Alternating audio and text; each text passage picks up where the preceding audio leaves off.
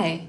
Normally in February, we gather together in person at the Belle Isle Nature Center to share our love of the birds and the bees through crafts, learning, outdoor discovery, and more. Since we can't gather in person this year, we thought we would bring the birds and the bees to you. So join us every Friday in February at 11 a.m. to learn a little bit more about these wonderful local creatures. For our final episode of the birds and the bees, we're going to focus on our native bees. There are more than 450 kinds of bees here in Michigan, most of whom are solitary, which means they don't live in hives like honeybees. And so today we'll learn some ways that you can provide habitat for them in your backyard, garden, or even on your balcony. And I'll show you a do-it-yourself project that you can do at home to welcome bees to your backyard this spring and summer.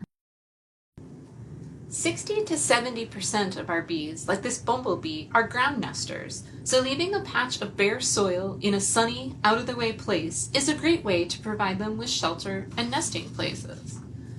The other 30 to 40% of bees are cavity nesters, and they're going to use hollow plant stems or holes created in wood, made by other insects. Inside of each hole or stem, the bee will lay one egg and pack in some pollen or food for the baby bee, and then another egg, and then more pollen. And there are many ways to provide habitat for our cavity nesting bees on our property and our parks and in our backyards. Let's take a look. If you're going to provide houses for bees or make your own, it's really important to clean them out every couple of years so that diseases and pests do not cause problems for the bees that would otherwise be attracted to nest here. Alright, so today's do-it-yourself project is to make a small home for bees that you can put outside and attract native bees to your backyard or garden. Alright, for this project we need a few supplies: paper or cardboard straws, hollow, dry plant stems, bamboo or cardboard tubes, an oatmeal container or plastic soda bottle with the ends cut off, and some string. So here are my supplies laid out on the table, and you'll see that I pulled a plant called Phragmites because I know the stems are hollow and it grows readily right around the nature center. Want to be careful not to spread the seeds around. It is a plant that has a tendency to take over.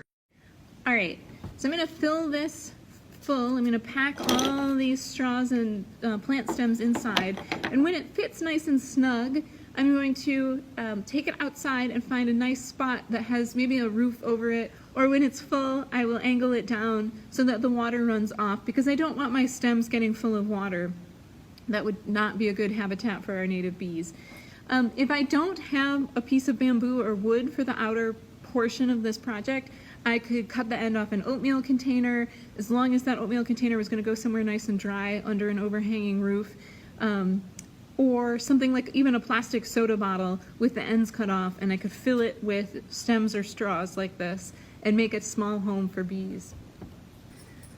Thank you so much for joining us every Friday in February to celebrate the birds and the bees. We've given you lots of ideas about things that you can do at home or at school to welcome and attract these wonderful local wildlife.